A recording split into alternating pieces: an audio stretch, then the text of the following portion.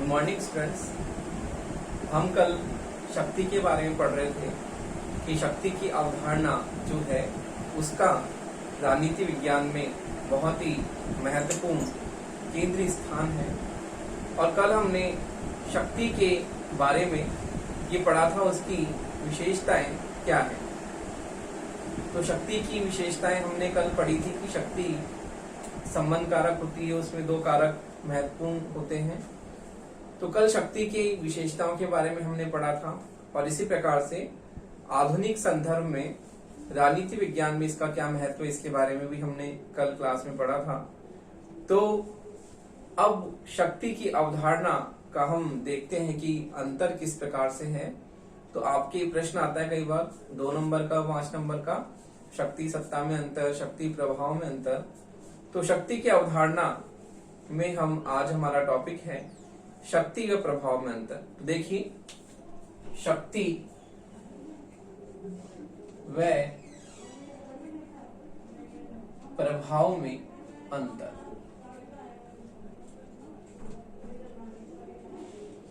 तो देखिए, शक्ति व प्रभाव में अंतर की हम बात करते हैं कि शक्ति और प्रभाव में प्रमुख अंतर पाया जाता है। शक्ति जो होती है बल प्रयोग पर आधारित होती है, जबकि प्रभाव जो होता है वो किसी भी तरह से होता है, उसमें शक्ति का होना कोई जरूरी नहीं है। तो इसमें हम प्रमुख अंतर देखते हैं कि शक्ति और प्रभाव में क्या अंतर है। तो देखिए, पहला अंतर हम देखते हैं, शक्ति भौतिक तत्व है और प्रभाव नैतिक तत्व है। तो पहला अंतर है, शक्ति भौतिक तत्व है, शक्ति भौतिक तत्व है, जबकि प्रभाव नैतिक तत्व है।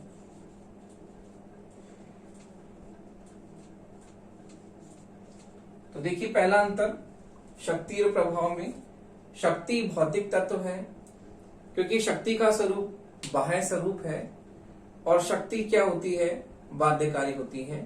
यदि शक्ति का पालन नहीं किया जाता तो उसमें दंड की शक्ति होती है। तो इसलिए शक्ति क्या है, बाध्यकारी है। शक्ति का पालन नहीं करने पर दंड की व्यवस्था है। लेकिन प्रभाव जो है वो नैतिक तत्व है। प्रभाव में बाध्यकारिता नहीं है क्योंकि प्रभाव एक आंतरिक तत्व होता है। इस प्रकार से प्रभाव जो है वह नैतिक तत्व है और प्रभाव में कोई बाध्यकारिता नहीं होती। इसलिए हम कहते हैं कि प्रभाव जो है वो एक नैतिक तत्व है, जबकि शक्ति जो है वो एक बाध्यकारी तत्व है। अगला अंतर है, शक्ति मूर्त है एवं प्रभाव अमूर्त है। दूसरा अंतर है, शक्ति मूर्त है जबकि प्रभाव अमूर्त है।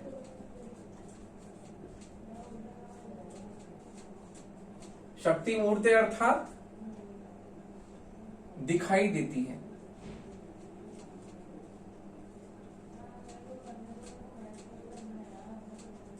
शक्ति के कल हमने प्रकार देखे थे और उसमें बताया था कि शक्ति जो है वो मूर्त होती है और स्पष्ट रूप से वो हमें दिखाई देती है क्योंकि शक्ति में बाध्यकारिता होती है और बाध्यकारिता होने के कारण कानूनों के रूप में हम उसे देखते हैं कि वो किस प्रकार से कानून के रूप में स्पष्ट है, दिखाई देती है। तो शक्ति क्या है, मूर्त है, जबकि प्रभाव अमूर्त है। प्रभाव हमें जो है वो दिखाई नहीं देता क्योंकि प्रभाव में हम करिश्माई प्रभाव देखते हैं, जादुई प्रभाव की बात करते हैं, धार्मिक प्रभाव की बात करते हैं, अलग अलग तरह के प्रभाव होते हैं। तो प्रभाव जो होता है वो अमूर्त होता है, वो दिखाई नहीं देता। जैसे कि कई राजनीतिक निर्णय जो होते हैं वो कई तरह के प्रभावों से युक्त होते हैं और प्रभाव के दबाव में आकर कई राजनीतिक निर्णय, महत्वपूर्ण फैसले लिए जाते हैं। जैसे कि उदाहरण के लिए मैं आपको बताता हूं कि जब सरकार अपनी नीतियां बनाती है तो नीतियां बनाने में उसे विभिन्न वर्गों का ध्यान रखना होता है कि विभिन्न वर्गों का उसमें प्रतिनिधित्व है या नहीं। तो सरकार जो अपनी पॉलिसी बनाती है तो उस पॉलिसी में उसे विभिन्न वर्गों का, एसटी, एससी, ओबीसी, जितने भी वर्ग हैं, सामान्य वर्ग हैं और भी कई वर्ग जो होते हैं, उन सभी वर्गों का उन्हें क्या होता है, ध्यान रखना होता है। तो देखिए ये प्रभाव ही तो है, क्योंकि सभी वर्गों का जो है उन्हें ध्यान रखना होता है और कई बार राजनीतिक दल, दबाव समूह होते हैं, इनके प्रभाव में आकर भी राजनीतिक निर्णय लिए जाते हैं। तो इसलिए प्रभाव क्या है, अमूर्त है, वो दिखाई नहीं देता। इसमें शक्ति में सादृश्यता दिखाई देती है, अर्थात मूर्त रूप होता है, जबकि प्रभाव क्या है, अमूर्त है। अगला है अनुपालन की दृष्टि से शक्ति निर्विकल्प है और प्रभाव सविकल्प है। तो देखिए अनुपालन की दृष्टि से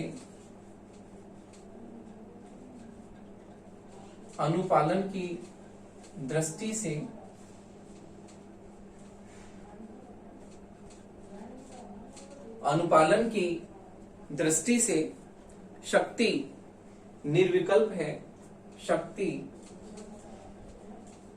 निर्विकल्प है,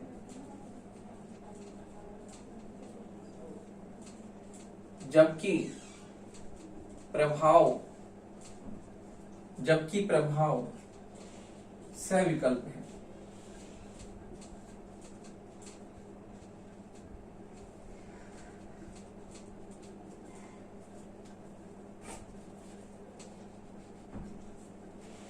जबकि प्रभाव सविकल्प है।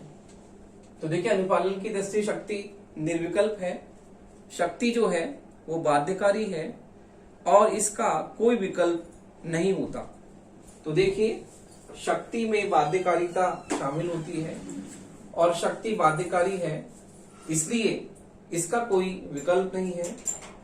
बाध्यकारी होने के कारण व्यक्तियों को इसका पालन करना ही होता है। यदि इसका पालन नहीं किया जाता तो ये क्या करती है, दंड की शक्ति का प्रयोग करती है और कानूनों का पालन नहीं करने पर नागरिकों को दंडित करती है। तो इसलिए शक्ति निर्विकल्प है, शक्ति का कोई विकल्प नहीं है। यदि व्यक्ति शक्ति का पालन नहीं करते तो उनको दंड दिया जा सकता है, जबकि प्रभाव जो है वह क्या है, सविकल्प है। अर्थात प्रभाव का अनुपालन नहीं करने पर किसी तरह का कोई दंड की बात नहीं की जाती। तो प्रभाव क्या है, सविकल्प है। अर्थात प्रभाव एक मानसिक क्रिया है और इसका पालन नहीं करने के लिए, अर्थात इसकी अनुपालना के लिए विवश नहीं किया जा सकता। अगला अंतर है शक्ति कटुता,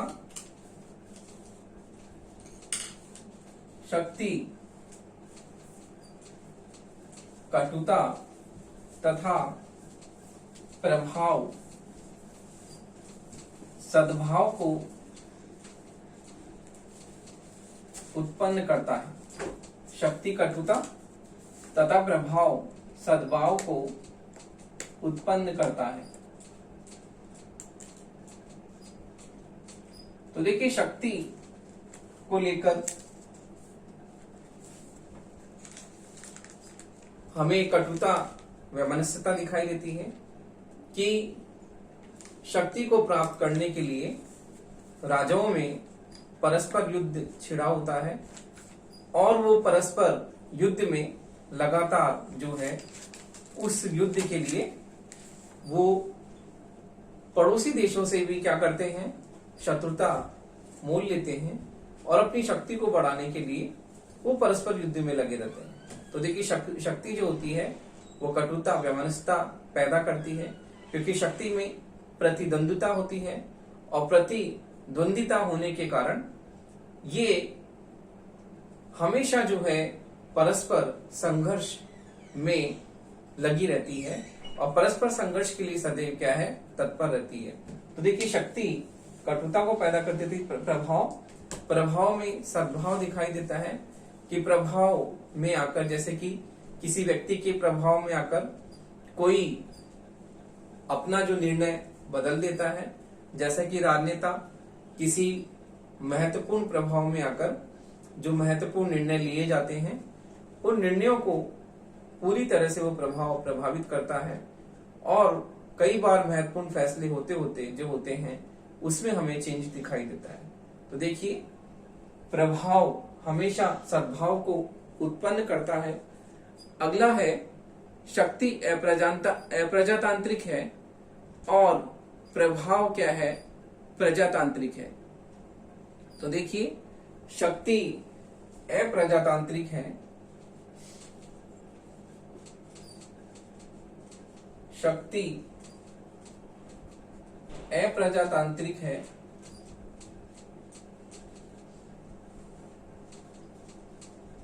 और प्रभाव, शक्ति अप्रजातांत्रिक है और प्रभाव प्रजातांत्रिक है।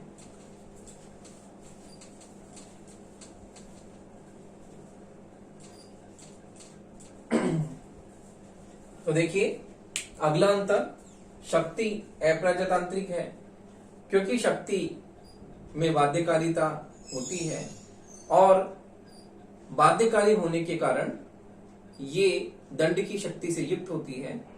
तो शक्ति अप्रजातांत्रिक है, अलोकतांत्रिक है, क्योंकि लोकतंत्र में हम जन सहमति की बात करते हैं, लोकतंत्र में हम जनमत की बात करते हैं, लेकिन शक्ति में हम देखते हैं कि शक्ति बाध्यकारी होती है और शक्ति कटुता को उत्पन्न करती है। तो शक्ति का प्रयोग शासक स्वतंत्र रूप से करते हैं। तो इसलिए क्या है, ये अलोकतांत्रिक है क्योंकि जन सहमति पर आधारित नहीं है। अगला प्रभाव प्रजातांत्रिक है क्योंकि प्रभाव में किसी भी तरह की कटुता की बात नहीं होती। हमने पहले बताया प्रभाव सद्भाव को उत्पन्न करता है और प्रभाव क्या है, लोकतांत्रिक है क्योंकि प्रभाव में बाध्यकारिता नहीं है। इस कारण से बाध्यकारिता नहीं होने के कारण दंड की शक्ति से युक्त नहीं है, इसलिए प्रभाव क्या है, लोकतांत्रिक है। तो देखिए प्रभाव लोकतांत्रिक है, ये व्यक्तियों की आंतरिक सहमति और सद्भाव को प्रयुक्त करता है, इसलिए हम कहते हैं शक्ति अलोकतांत्रिक है क्योंकि जन सहमति नहीं होती है, जबकि प्रभाव में जन सहमति की बात हम करते हैं, सहमति की बात करते हैं, इसलिए प्रभाव क्या है, लोकतांत्रिक है। अगला अंतर है शक्ति का क्षेत्र सीमित है और प्रभाव का क्षेत्र क्या है, असीमित है। तो देखिए शक्ति का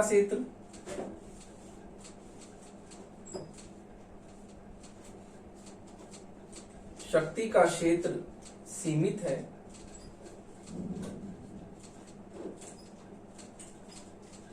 जबकि प्रभाव का क्षेत्र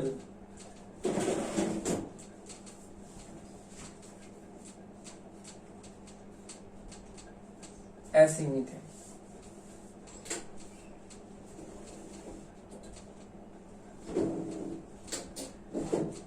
देखिए शक्ति, जैसे कि हमने पहले अंतर में देखा था, शक्ति भौतिक तत्व है, इसलिए शक्ति भौतिक तत्व होने के कारण इसका जो क्षेत्र है वो क्या है, सीमित है।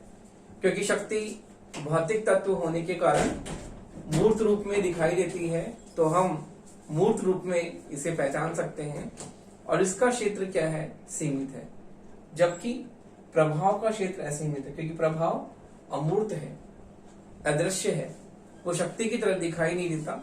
इस कारण से प्रभाव अमूर्त और अदृश्य होने के कारण हम ये कहते हैं कि प्रभाव का क्षेत्र जो है वो असीमित है, जबकि शक्ति का क्षेत्र सीमित है और प्रभाव का क्षेत्र असीमित है। तो देखिए, शक्ति और प्रभाव में हमने अंतर देखा। अब हम देखते हैं अगला आपका जो इसमें अंतर आता है, शक्ति व बल में अंतर। तो देखिए, शक्ति और प्रभाव में अंतर हमने देखा। इसके बाद में आपका अगला जो टॉपिक आता है वो आता है शक्ति व बल में अंतर।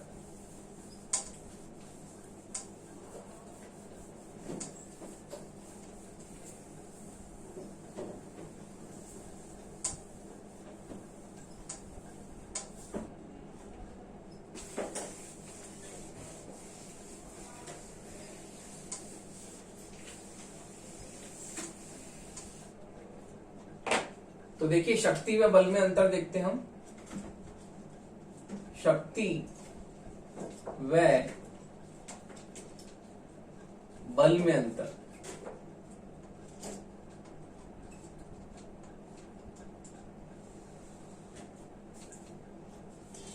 तो देखिए, शक्ति व बल में अंतर किस प्रकार से है।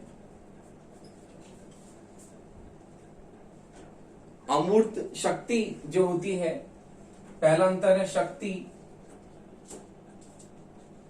मूर्त होती है,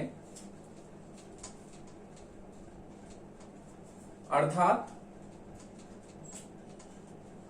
दृश्य है, जबकि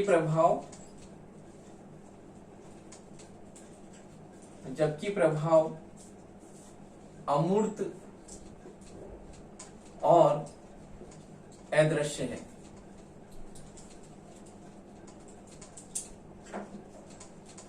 देखिए, शक्ति मूर्त होती है, शक्ति दिखाई देती है।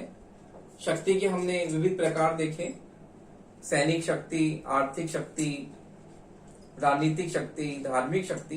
तो ये इसके अलग अलग स्वरूप हैं, प्रकार हैं, जो हमने पिछली कक्षा में पढ़े थे। तो शक्ति तो क्या है, मूर्त है, दिखाई देती है, जबकि बल की बात हम कर रहे हैं। जबकि बल जो है अमूर्त और अदृश्य होता है, क्योंकि बल को हम नहीं देख पाते, इसलिए बल जो है अमूर्त और अदृश्य है, जबकि शक्ति मूर्त है। अगला अंतर हम देखते हैं, बाध्यता की मात्रा में अंतर। अगला है बाध्यता की मात्रा में अंतर।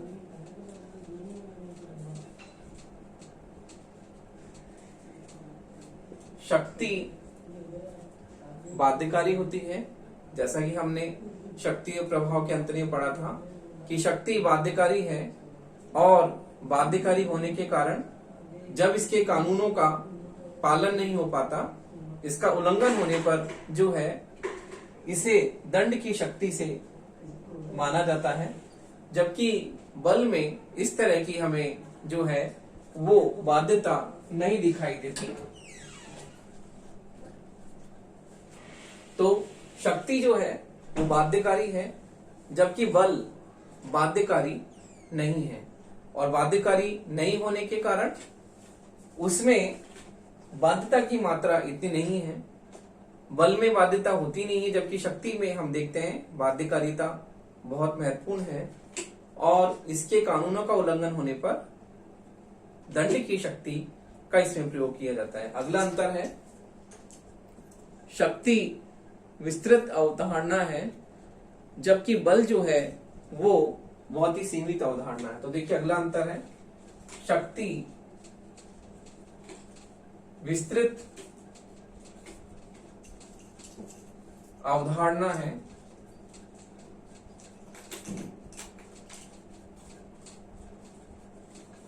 जबकि बल एक सीमित अवधारणा है।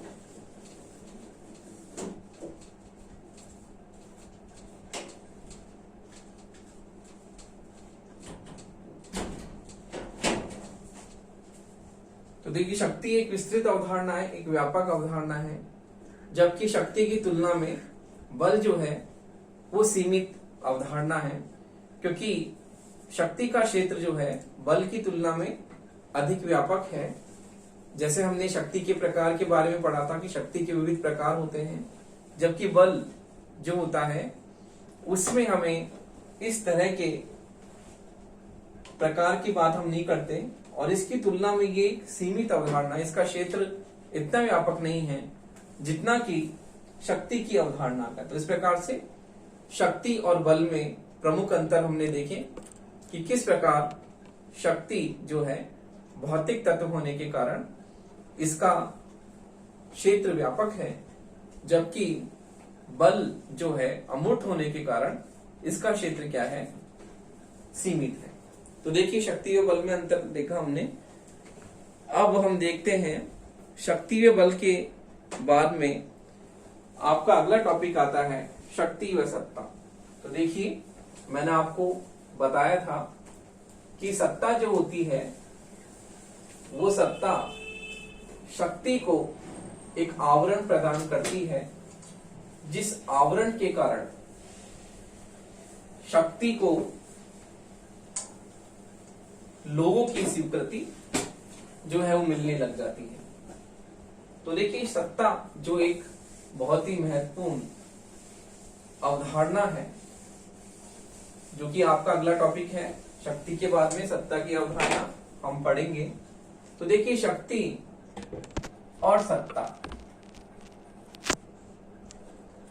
शक्ति और सत्ता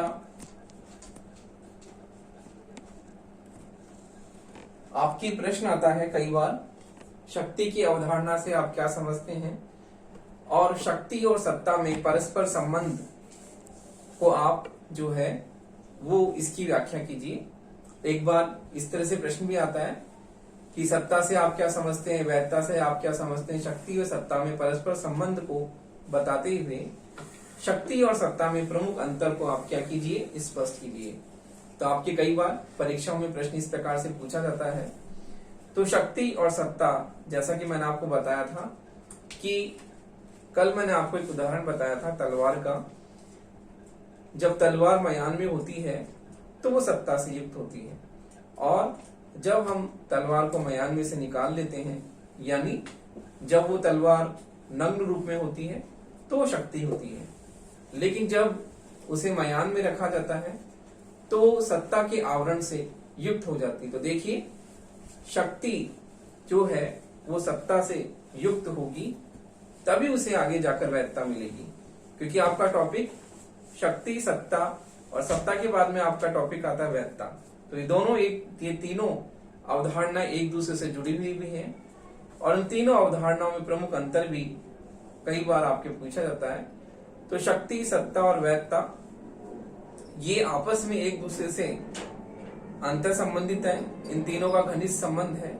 इसके साथ साथ ही इनमें प्रमुख अंतर भी कई बार आपकी परीक्षाओं में पूछा जाता है। तो देखिए शक्ति और सत्ता की बात हम करते हैं कि जब शक्ति को सत्ता मिल जाती है तो सत्ता का लोग क्या करते हैं, मन से पालन करते हैं, और आगे जाकर जब लोग उसे हृदय से स्वीकार करते हैं, मन से स्वीकार करते हैं, तो उसे वैधता मिल जाती है।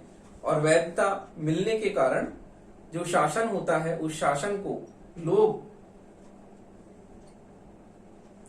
हमेशा याद रखते हैं कि उसके समय में इस तरह का जो है कार्य हुआ। तो देखिए वैधता के सहारे कोई भी शासन जो होता है वो लोगों के दिलों पर राज करता है। तो इसलिए शक्ति के साथ सत्ता का होना बहुत ही जरूरी है, क्योंकि जब शक्ति सत्ता से युक्त नहीं होती तो वो केवल एक उसका स्वरूप जो होता है वो नकारात्मक स्वरूप होता है। तो शक्ति जब सत्ता से युक्त हो जाती है तो उसमें सकारात्मकता आ जाती है। तो जब शक्ति स्वयं अपने मूल में होती है तो हम उसे नकारात्मक रूप से देखते हैं, नेगेटिव व्यू से उसे देखते हैं। जबकि जब वो शक्ति सत्ता से युक्त हो जाती है तब उसमें पॉजिटिवनेस आ जाती है, उसमें सकारात्मकता आ जाती है। तो देखिए शक्ति और सत्ता की हम बात हमने की अभी, किस प्रकार से शक्ति और सत्ता जो है वो एक दूसरे से अलग होते हुए भी क्या है, एक दूसरे के बिल्कुल जो है वो एक दूसरे को सहायता प्रदान करती है। तो देखिए बायरस्टैट की परिभाषा बहुत ही महत्वपूर्ण है कि सत्ता शक्ति के प्रयोग का संस्थागत अधिकार रखती है किंतु यह स्वयं शक्ति नहीं होती। तो देखिए बायरस्टैट की परिभाषा है कि सत्ता शक्ति के प्रयोग का संस्थागत अधिकार रखती है किंतु स्वयं शक्ति का जो है यह प्रयोग नहीं करती। तो देखिए महत्वपूर्ण परिभाषा हम देखते हैं बायरस्टैट की परिभाषा। तो देखिए बायरस्टैट ने कहा है कि बायरस्टैट के अनुसार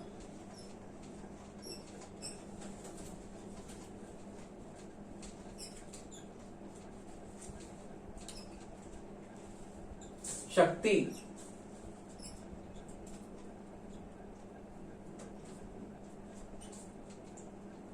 तो देखिए इसकी परिभाषा देखते हैं किस तरह से है। बायरस्टैट ने कहा है कि शक्ति सत्ता शक्ति के प्रयोग का संस्थागत अधिकार रखती है। सत्ता शक्ति के प्रयोग का सत्ता शक्ति के प्रयोग का संस्थागत शक्ति के प्रयोग का संस्थागत अधिकार रखती है।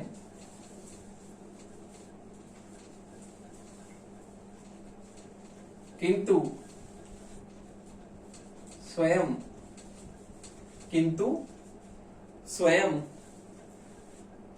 शक्ति नहीं होती। किंतु स्वयं शक्ति नहीं होती है।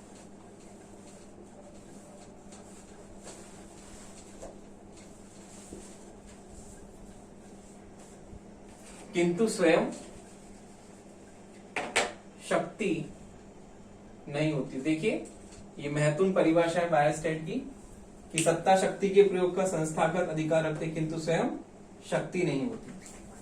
सत्ता जो होती है जब शक्ति सत्ता से युक्त हो जाती है तो उसे कानूनी आवरण मिल जाता है, कानूनी ढांचा उसे मिल जाता है और सत्ता के द्वारा जो शक्ति होती है कानूनी रूप से संस्थागत हो जाती है।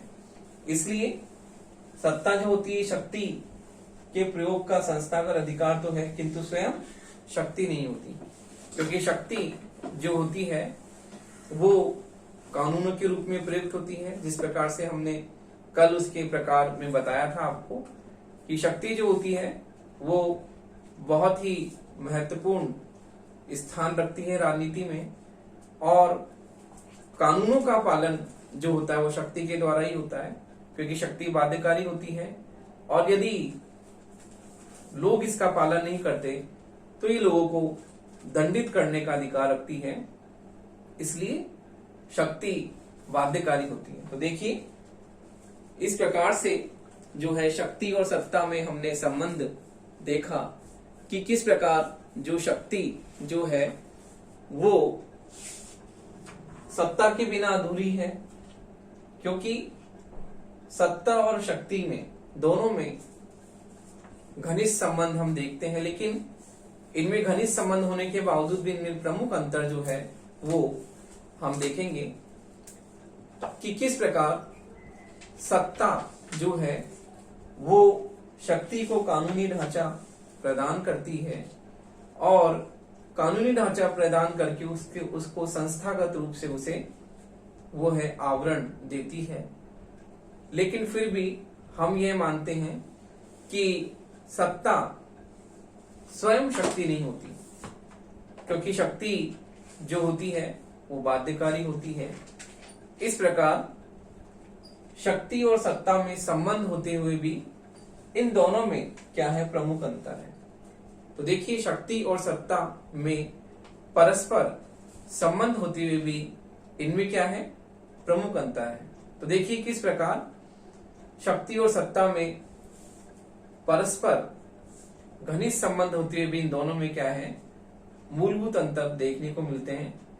कि हम देखते हैं कि शक्ति जो होती है वो बाध्यकारी है, शक्ति जो है और सत्ता जो होती है, सत्ता में इस तरह की बाध्यकारिता की बात हम नहीं करते। और शक्ति भौतिक तत्व है जबकि सत्ता एक वैधानिक तत्व है। तो देखिए इस प्रकार शक्ति और सत्ता में परस्पर संबंध होने के बावजूद भी इन दोनों में जो है प्रमुख अंतर है। तो अब हम शक्ति और सत्ता में परस्पर अंतर की बात करते हैं कि किस प्रकार शक्ति और सत्ता में परस्पर संबंध होने के बावजूद भी इन दोनों में प्रमुख अंतर किस प्रकार है।